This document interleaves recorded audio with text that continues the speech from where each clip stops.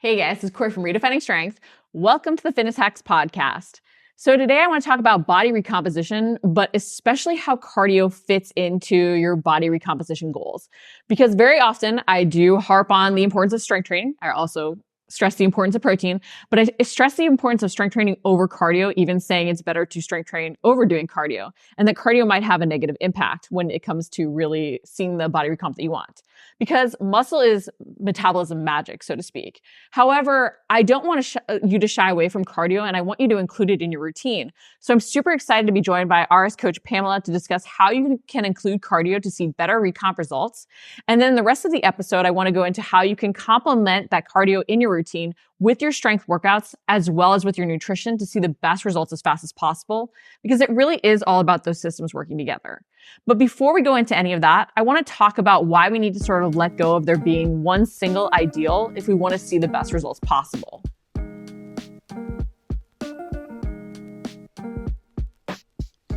We need to stop searching for an ideal when it comes to our diet and our workout practices, because there really isn't a one-size-fits-all best thing that we should be doing. There's so many different ways that we can make all the systems work together. But that's the key thing we have to remember. It's all about how the systems work together. It's not a best macro ratio. It's not a best HIIT workout. It's not a best move. It's how everything is combined that really matches our needs, our goals, our stage of life, our lifestyle. That's what makes something really the ideal. It matches what we need to move from point A to point B. So when you're assessing what you need to do to see results, you need to stop getting obsessed with what your friend tells you that works for them, or you need to stop saying, oh, I've heard that cardio is evil. Well, cardio is not just one thing, right? How you implement it can really vary, and how it can impact your results can really vary based on your lifestyle, how you're designing your strength workouts, how you're fueling. So we need to let go of searching for some ideal and instead say, hey, what do I enjoy doing? Okay, if I enjoy doing steady state cardio, if I'm a runner, if I love the impact my runs have on me mentally and physically, how can I do more of this while still seeing the results that I want in other ways? And sure, yes, it might mean adjusting the thing we love a little bit to see the best results faster, but it's also then owning if this is a non-negotiable for my life. If my cardio training is a non-negotiable because it gives me the mental clarity to stay sane, how can I adjust then my workouts otherwise and my nutrition to really match to still reach the goals that I want? So yes, working towards a new goal means making some changes. At the same time, by letting go of the fact that we think there's some ideal out there and instead focusing on what we actually need, we can create the perfect diet and workout routine for us to be able to do more of what we love while seeing the results that we want. So let go of there being some ideal and instead assess, what is my lifestyle? What do I enjoy? How can I make everything complement so that I can do more of what I love and see the results that I want?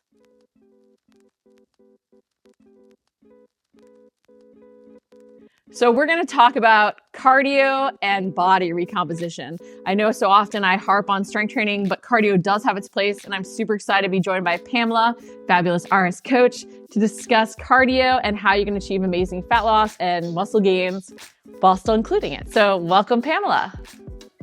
Thanks for having me. So let's jump right in and give everybody some tips on how they can really work in cardio, especially if they are a cardio lover, which I think you're crazy. Yes. But how can you work in cardio and really see the body aesthetic changes that you want? Yeah, I mean, there's definitely a time or place. I think two common concepts are almost like competitions that have come, to become super common, like in the media or maybe on, magazines or just kind of those clickbait articles that you see online, are that there's a competition between, first of all, one is cardio versus resistance training. Like, which is better, which is going to give you the results faster as far as like weight loss or body recomp. So I think that's, just an important piece to kind of keep in mind. And then the other one that has become kind of a really hot topic is, okay, so we decide that cardio is helpful. Then so often you hear, okay, steady state cardio or HIIT. Like one or the other, and everything becomes so binary, so A or B, black or white. And I think realizing that there is a place, certainly for cardio, depending on the person. Some people, maybe it's not the best. But for some people it is. And then whether it be steady state cardio or HIIT or other variations of cardio, it can work. It really depends on the person, the lifestyle of the person, and then also kind of how you implemented those systems that you put together and what you're doing kind of the rest of your day, from fueling to sleeping, to just kind of your other recovery and how you're going about it. I think you touched on something that's so important. So often we're like searching for a best move, the best thing, the best macro breakdown, when really it is how all the systems work together. And so what might be detrimental to one person doing a ton of steady state might work with the way someone else has designed their strength workouts and their fueling, right? So in terms of that, let's break down some of those different types of cardio, the different intensities. What would you recommend for most people? How can certain things hold them back? What different types even or options are there out there? Yeah, so it's kind of funny. I went to college at a military school, and I never thought there'd be like an institution or a group that would love acronyms more than the military. But they do love their cardio acronyms. So you've probably heard, well, steady state, that's simple. That's just kind of keeping that consistent intensity. And honestly, it doesn't even say how intense, right? It's just kind of a more umbrella term. But then you've got LISS, LISS, that's low intensity steady state. And then sometimes you'll hear MISS, which is MISS. So that would be moderate intensity steady state cardio. So both the low intensity and the moderate fall under that steady state. It's just how intense and kind of how high you get your heart rate. And then HIIT, that one we hear a lot, which is high intensity interval training. So that would be a little bit shorter bursts of higher intensity cardio versus the steady state where you're keeping your heart rate more constant. And then one that's become more popularized is actually a type of HIIT. So it's not necessarily something completely separate. It falls under the HIIT category, but it's more anaerobic. It's shorter bursts of really, really like maximal, cardiac output essentially. And that is SIT. So people might have heard of that one. But ultimately all of those fall under the category of, cardiovascular training. You're training your heart, you're strengthening your aerobic system, and it can also, all of those can be beneficial for body recomposition and weight loss. It just depends on how much you do it and how kind of where that base of training comes in.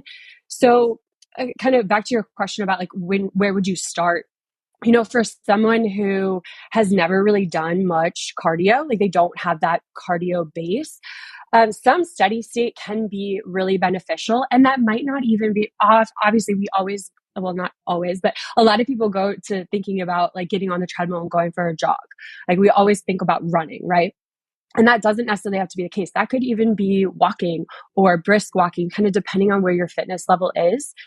And you need to build that initial base before the other, HIIT and sit are introduced, because you're not going to get you're not going to be able to absorb that training if you have no aerobic base coming into it.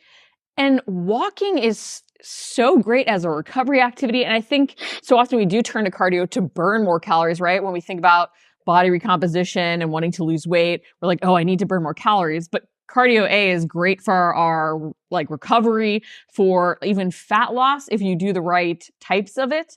And again, it's also not like cardio or strength. Like with HIIT, with sit, like all those different things, you can do a form of loaded cardio even for some of those things and really see great gains. Like it is one rep max lifting on one side and really steady state on the other, right? But there's this whole room in between. But going back to walking, I think it's so underutilized because people are like, oh, I'm not tired and I'm not burning a ton of calories. But not only does it build that aerobic base, it is a great fat burning activity that doesn't stress you out so that you can do the other forms of training and get full benefit from them. Exactly. Yeah. You're not going to get as much of those overuse injuries, because the thing with cardio training is your heart can actually absorb training pretty quickly. So, you've heard of like those couch to 5K training plans, or, going from not doing anything to, doing a triathlon or something like that. Like your aerobic system is actually going to develop fairly quickly. Oftentimes, things like our tendons, those are a lot slower to adapt. So you'll get, your Achilles tendonitis or your plantar fasciitis, things like that. If you jump to, higher intense cardio, like running or or like intense cycling and things like that. So that's where walking comes into play. And really to get that into that LISS, that low intensity steady state, you're looking at trying to get to about 50 to 70% of your max heart rate. So it's kind of hard to calculate your max heart rate. An estimate, it really is just an estimate, is usually that 220 minus your age. So let's say you're 40 years old. That's going to put you at 180 for your max heart rate. 50% of 180 is 90 beats per minute is not that high. Like you can get up there with walking. And with walking, you're building that base. And as you mentioned, like when we just jump into too intense a training right away, even though we can do it, it doesn't mean our body is technically ready to handle the load. And so often we think, well, if this is good, more is better, right? But that's really not the case. Just because something's good, it might be good in very moderate amounts. Right? Especially the more intense. Like you can handle a lot more walking than you can sit training or HIIT training, especially when you're in a calorie deficit. Because in order to lose fat and to get body recomposition, for the most part, you're going to be in a small to moderate deficit. Not always, you can get some body recomp at maintenance, but for the most part, you're looking at a deficit. And then when you're adding in cardio into the mix, that can all of a sudden put you at a pretty big deficit really quickly. And a lot of negative adaptations can happen with your metabolism. You're going to, burn through your muscle, and you could potentially even store fat if you're in too great of a calorie deficit. And on top of that, going back to even the adaptations that we often see with that steady state cardio, right? When you first start training, you might be like, oh, I'm so hungry. You might see great weight loss just even training for that first race. But then that second race, the third race, doing the same things, you might not see that same change in your body comp. And part of that's also because your body has become more efficient. The reason you can run further faster or cycle further faster is because you've adapted to that load. And so you're not utilizing the same amount of energy in order to do that same activity. So it's even being conscious of the fact that as you adjust and adapt, you've got to create progression, whether or not it's through lifting and adding those things in, or changing up the type of cardio you're doing, or creating progression in the runs, rides that you do, because otherwise you might not be creating the calorie deficit in the same way. Exactly. And that's why if you are new to aiming for body recomposition, actually not including very much cardio and focusing more on the resistance training can help you so much, because in order, like you said, in order to get more benefit from cardio, you're going to have to increase it at times. And if you're starting out, doing a lot, which obviously a lot is relative for anyone, but a lot for you, then you're only making it harder for yourself to kind of break out of those plateaus potentially in the future. And with the adaptation piece, if you're under eating if you are in too much of a calorie deficit, your body, you won't be able to perform your cardio workouts as intensely, most likely. And if somehow you're able to push through it, your body's going to adapt to that amount of food. So that again will kind of mess with your metabolism. And then the more you fuel your cardio, the more benefit you're going to get and the more fat loss. And it'll kind of snowball from there. And often, if we are trying to achieve that body recomp and we start doing more cardio, we're, let's face it, often trying to out exercise our diet. And that's why really tracking to know what we're eating is super key, because you do want to make sure that you are creating that calorie deficit if you want to lose weight and see that the body recomp, but you also want to make sure it's not too extreme. Otherwise, you do put yourself at risk for not recovering, which can lead to injury and also muscle mass loss. So in terms of that, I'm a big advocate and you're a big advocate of macros. Let's talk a little bit about that, because I think when we think about cardio, we think, I need to carbo load, I need more carbs. But carbs aren't the only thing that we really have to pay attention to in our nutrition, right? Right. Obviously, carbs are important to a certain extent, but protein has to be one of the higher priority macros, especially if you're including cardio, because you want to protect that muscle, and it's going to help your performance so much, and it's actually going to help your recovery the most. You'll be able to perform better, as you do, if you do increase your cardio, and your muscles are going to just repair so much better. You're going to function in your everyday life so much better if you increase your protein.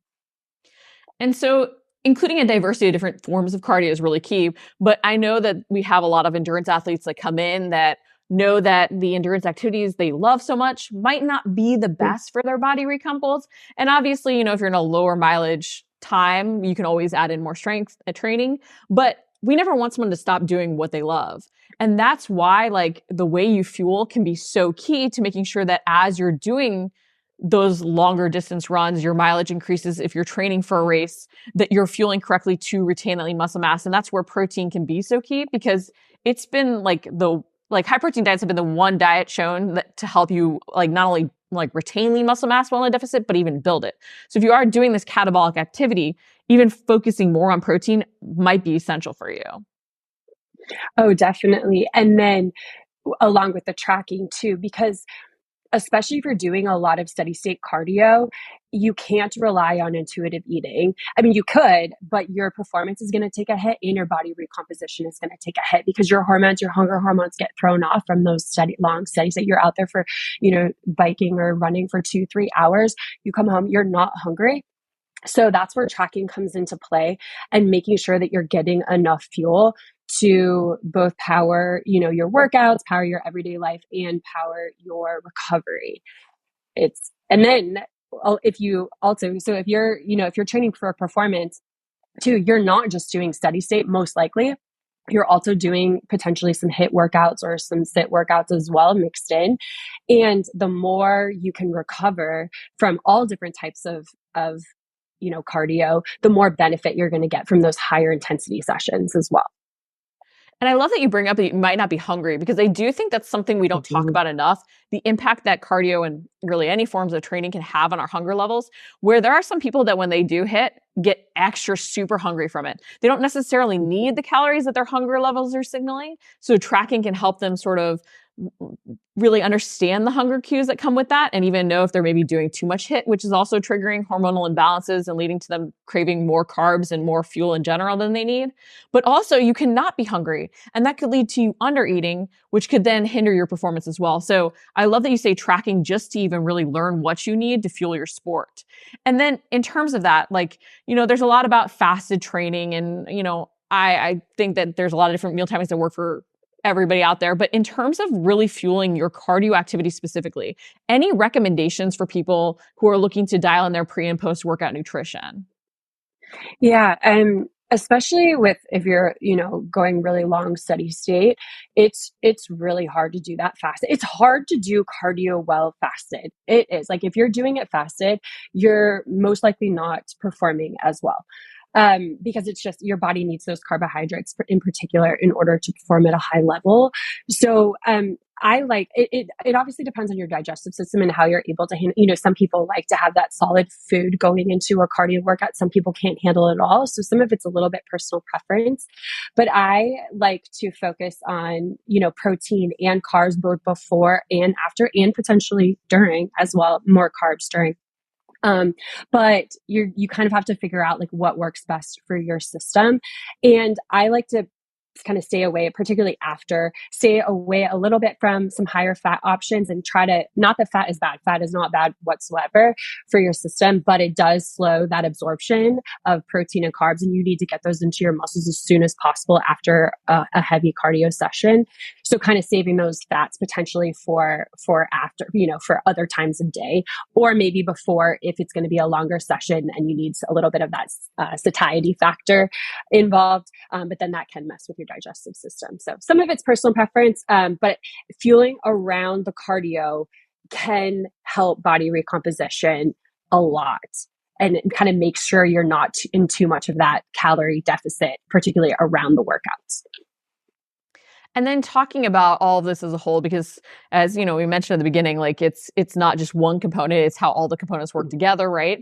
You have to dial in your fueling to match the cardio output, the activities you're doing. And then you also want to make sure that your recovery is dialed in, because if you're not recovering from the sessions, not only are you not going to be able to push optimally to get as much out of your workouts as possible, but you're also going to see a point of diminishing returns because other things will be thrown out of whack. Can you talk a little bit about like proper sleep and recovery to make sure that you're getting the most out of your cardio and also seeing the body recomp that you want? Yeah, I think so much. Sometimes we get, when we're looking for body changes and body recomp, sometimes we almost get like too deep in the weeds at times and trying to kind of like worry so much about like 2-to-1 carb to protein ratio and like all those little simple details, which certainly can help. But ultimately, if your sleep is not like sleep is number one for recovery above, sleep and hydration and fuel, kind of all three of those kind of are so important. And if you're not dialing in those three, you're not going to be able to recover from your training sessions. And ultimately, you're not going to get as much fat loss and body recomposition because you're not able to perform as well, or your body's not able to kind of oxidize the fat and whatnot. So, getting enough sleep, and that can vary as you're increasing your cardio, you might have to increase your sleep. Like you can only train as much, both resistance training and cardio, as you're able to recover from, because if you keep pushing through on, 4 or 5 hours of sleep every single night, and then you're training, 3 or 4 cardio workouts, 3 or 4 strength workouts a week, and, just keep increasing that volume, you're going to have negative metabolic effects, and you're going to probably end up injured at some point. It's funny. We think more is better, right? When it comes to our workouts, yeah. When it comes to our calorie deficit. We don't think more is better when it comes to sleep and recovery, do we? No, I know.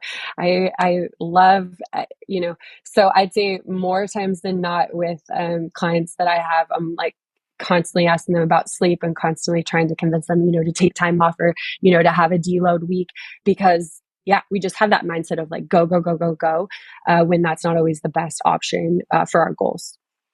And we don't even realize that not recovering properly might impact the calorie burn we see from our workouts.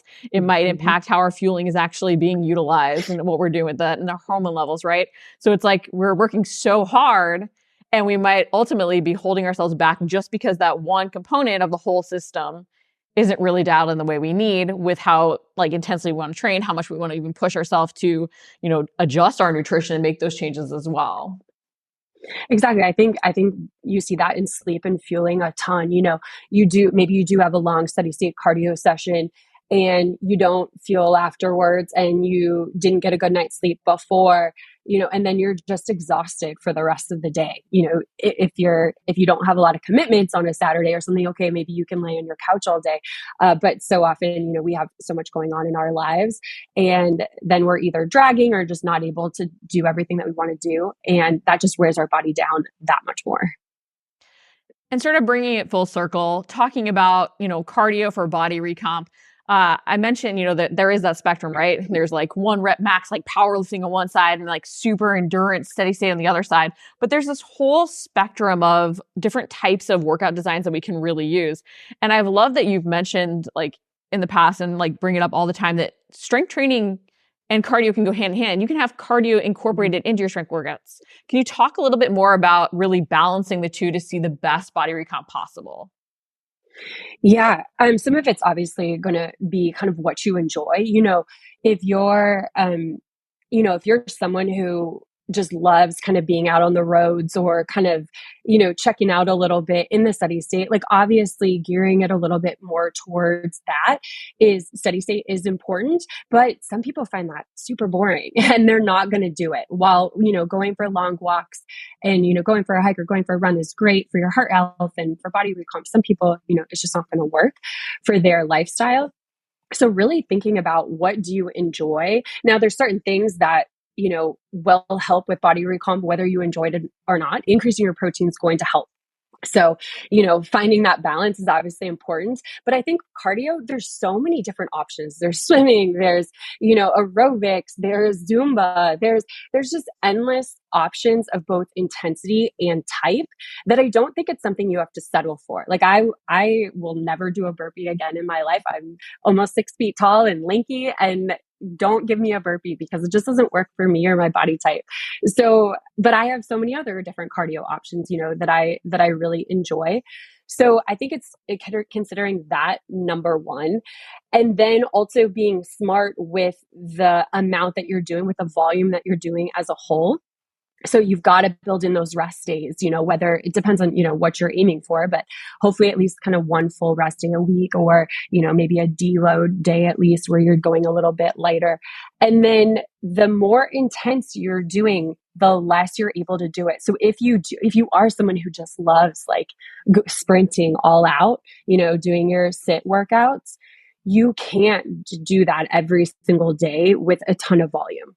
you're going to, you're going to overtrain, you're going to fry your central nervous system, and then there's going to be a whole cascade of kind of negative effects. So, going from sit down to hit, down to the moderate intensity steady state, down to steady state, in that kind of sequential order, depending on which ones you enjoy more or less, you're going to have to do more or less, essentially. You can't do as much sit, you can't do as much hit as you can steady state and still get the benefits, because there's so many metabolic systems kind of working together.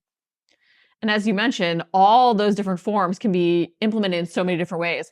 You might never do a burpee, but I'm never going to do steady state cardio over 10 minutes that isn't walking, because you put me on a treadmill or even running for 10 minutes and my bumblebee brain is like, what am I doing? So it is great that we can work our energy systems and improve our conditioning, improve our aerobic base in so many different ways. So it's understanding that the principles of these cardio like sessions, it doesn't have to be in running. It doesn't have to be in biking. It doesn't have to be in swimming. It can be even implemented in your strength workouts based on doing longer rest periods or shorter rest periods, intervals of strength work, or even how you just adjust that work to rest in general and the loads that you use. So there's so many different ways to use the underlying principles to see the results that you want in a way that you enjoy, which will allow you to get consistent.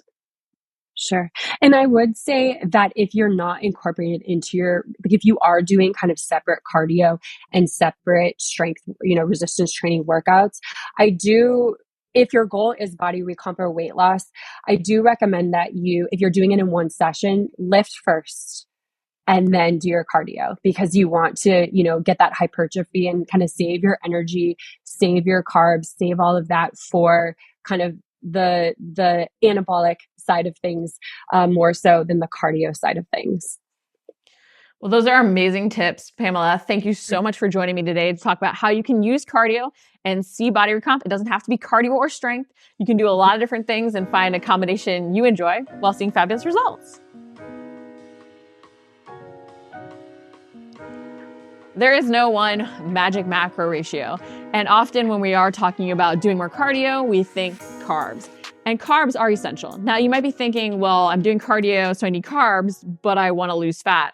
Isn't lower carb better for fat loss? And A, lower carb is not necessarily better for fat loss. And B, actually going lower carb, if you are doing more steady state cardio or more cardio or even more intense training in general, might be sabotaging your results. Again, it's why one size doesn't fit all. Someone who's less active might be like, yes, low carb ratios are the best for me. Whereas low carb ratios might be sabotaging your body recomp results and leading to losing muscle mass, not having the energy to train hard. So therefore you don't see the fat loss that you want. So we have to remember that there isn't one magic macro ratio that fits everybody, and that we have to match it to our training. So when you're thinking about your training, think about, what type of cardio you're doing. The longer and more steady state, the more you might even need those carbs. The more intensity you're doing, the more you need those carbs, right?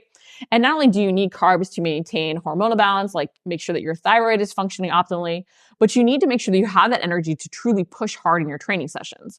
Because so often what happens is we feel like we're giving 100% intensity, but we're not actually able to because we're under fueling, whether it's under eating carbs so we don't have the energy, we're doing maybe fasted training, or we're simply not eating enough. We're ultimately sabotaging our performance, which then, because it feels hard, we might see our heart rate elevate, which might show on our watch as burning a ton of calories, but we're not actually training in a way that is burning a ton of calories or helping us see the results we want. So we kind of have this snowball of metabolic adaptations, negative hormonal impact, lower energy levels where we're not being able to create that progression in our training. And then we sabotage our results, and we might even see that we potentially lose some weight on the scale, but it's muscle being lost and we look softer, or we even gain weight on the scale despite our best efforts and working so hard. So it's really key that we understand we need to adjust our macros to meet us where we're at based on our training. So if you are doing more intense training and more steady state, do not fear carbs, even if you're trying to lose fat. They are essential to even creating that anabolic environment, protecting our lean muscle mass, especially as our mileage might increase. Now, that being said, we can't get so carb obsessed that we ignore the importance of protein. Protein is the building blocks of muscles. It's essential to our recovery. And especially if we are in that deficit, we need that protein to make sure that we're maintaining our lean muscle mass, especially doing a more catabolic activity like steady state cardio, especially if you're an endurance athlete. So you want to make sure that you have that protein to build and repair those lean muscles, especially after that catabolic activity. Not to mention, high protein diets are the only ones that have been shown to help us build and retain lean muscle in a deficit.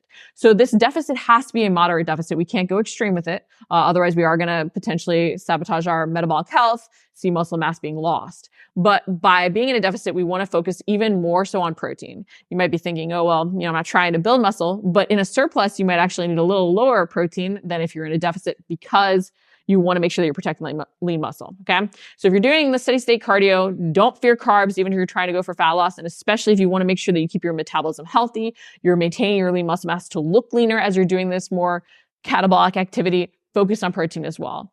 And then don't create too extreme a deficit. And I bring this up for a couple different reasons when it comes to talking about matching our macros to cardio.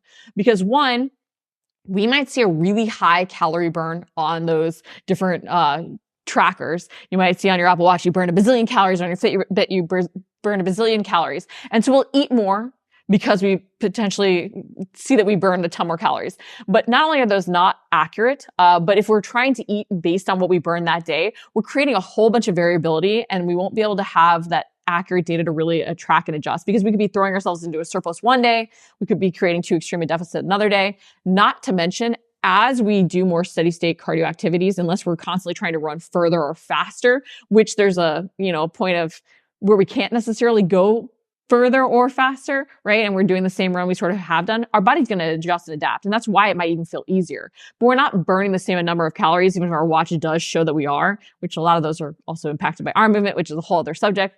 But so we might see this high calorie burn, eat because of that, and then end up eating in a surplus because we've adjusted to that training regime already. Versus when we were a newbie and we had just started out, we might have actually needed those calories and burned that many. So we do have to be conscious that our activity trackers are not accurate. So if we're trying to eat based on those or adding back in calories from activity, that might not be the best idea if we want to achieve that body recomp. Instead, we want to set potentially just a set calorie intake, because not only can we be hungry on the days we do more intense forms of training, but our body might need more calories the days after to repair and rebuild.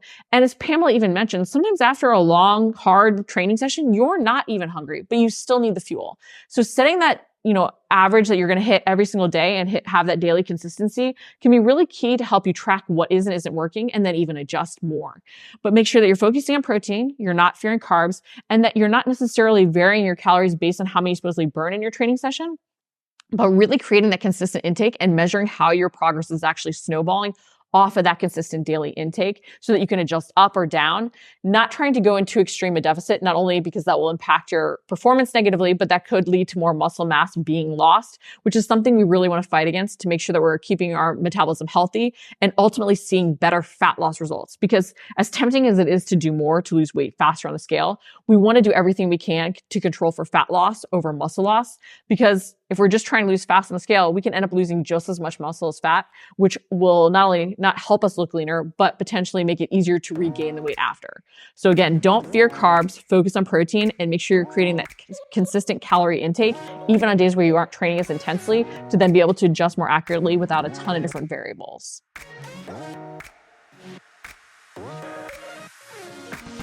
So I want to talk about designing lifting sessions to complement your cardio, especially if you are an endurance athlete, you're doing more steady state.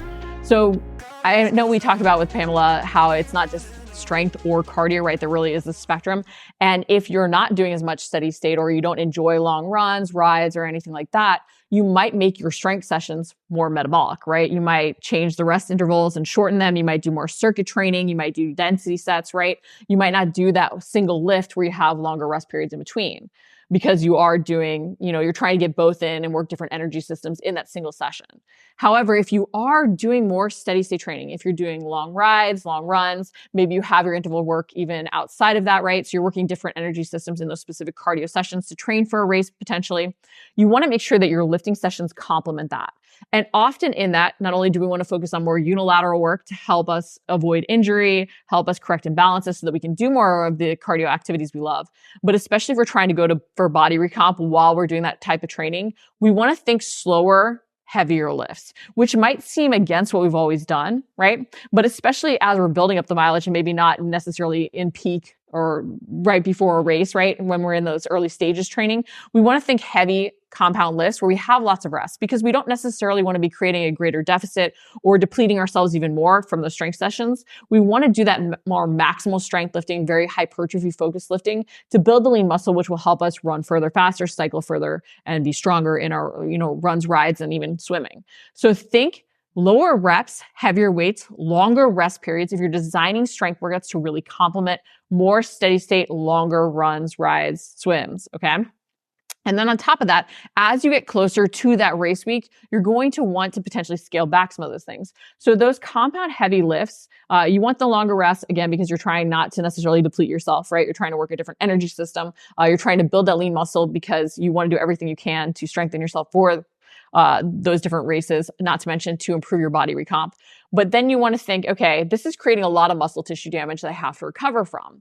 As you're getting towards that race week, as you're wanting to peak with your mileage, you don't necessarily want to be creating that same muscle tissue damage, especially if you do have some interval work in there.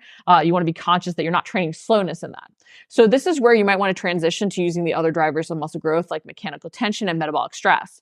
You might find that band work for your legs becomes your best friend, right? You don't have to cut out leg workouts. You just change the tools and types of moves that you're doing to use different drivers of muscle growth so that you're not necessarily constantly breaking down muscle mass. You're not necessarily creating a whole bunch of muscle tissue damage to make yourself sore or impact your other training sessions. So don't be afraid to do a lot of banded glute work, some banded leg work. Change the range of motion you're using with exercises. Even focusing on more unilateral moves, again, to correct imbalances, make sure that you're keeping your body healthy and strong and stable, okay? Then even think about how you can change up the volume of the training sessions you're doing. Often we turn to, potentially fewer leg sessions during the week. We'll think, oh, I'm only going to do one leg session so that I don't end up making myself so sore. But then in order to create the volume that actually stimulates muscle growth and then helps with that body recomp as we're training for that race, we're not getting in the volume we need, or we're getting in so much on that one day that we are potentially negatively impacting the next session. So instead of going to less frequency, potentially think more frequency and less volume on those days. And by doing that with more banded work, you're not going to create the same fatigue in those areas that you would if you did one really heavy session. So sometimes we have to go against what we've always sort of done with that, especially when we want to see the best body recomp as we're trying to also improve our performance. But using the heavier single compound lifts, not making the strength workouts cardio, otherwise you're going to be making it a lot of cardio and potentially put yourself into a greater deficit, see more muscle loss, which will hinder you from seeing the body recomp you want. So doing more slower lifting to complement the cardio we're doing could be key when we're in lower mileage. And then even thinking as we get to higher mileage, we're wanting to peak for a race, more unilateral moves, more metabolic stress type movements and mechanical tension type movements. And then even more training frequency with a lot lower volume so that we're never creating such a negative impact or making ourselves so sore, or creating that muscle tissue damage that we have to recover and then negatively impact one of our, cardio sessions. So we want to think, again, that increase in training frequency, but lower volume to spread it out over the week more. But you can make sure that your strength workouts are working with your cardio. And again, if you're trying to achieve body recomp and you're like, I want to keep in the cardio because I know it's healthy, it doesn't have to be a run, ride, or swim. It doesn't have to be long and steady state. Walking is incredible, okay, for fat loss, but you can also adjust how you're doing your strength workouts in terms of the designs to really see great improvements in your conditioning and cardiovascular health in general as well. Well, that's a wrap for this episode of the Fitness Hacks podcast. And while I am not a endurance, steady state cardio lover myself, I know some of you out there are, and I really want you to know that there is opportunity to see amazing body recomp doing the activities that you love. And you can see even great gains in those activities by how you complement that system with other systems, from your recovery to your strength workouts to your fueling. So make sure that all the systems are working together towards your goals while you're finding something sustainable and that you enjoy what you're doing.